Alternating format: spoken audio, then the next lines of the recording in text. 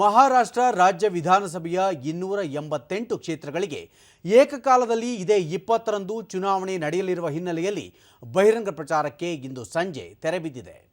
ಒಟ್ಟು 4136 ಅಭ್ಯರ್ಥಿಗಳು ಕಣದಲ್ಲಿದ್ದು, ಈ ಪೈಕಿ 3771 ಪುರುಷರು ಹಾಗೂ 363 ಮಹಿಳಾ ಅಭ್ಯರ್ಥಿಗಳು ತಮ್ಮ ರಾಜಕೀಯ ಅದೃಷ್ಟ ಪರೀಕ್ಷೆಗಿಳಿದಿದ್ದಾರೆ. ಈ ನಡುವೆ ಜಾರ್ಖಂಡ್ ವಿಧಾನಸಭಾ ಚುನಾವಣೆಯ ಎರಡನೇ ಹಾಗೂ ಅಂತಿಮ ಹಂತದ ಚುನಾವಣಾ ಬಹಿರಂಗ ಪ್ರಚಾರವು ಅಂತ್ಯಗೊಂಡಿದೆ.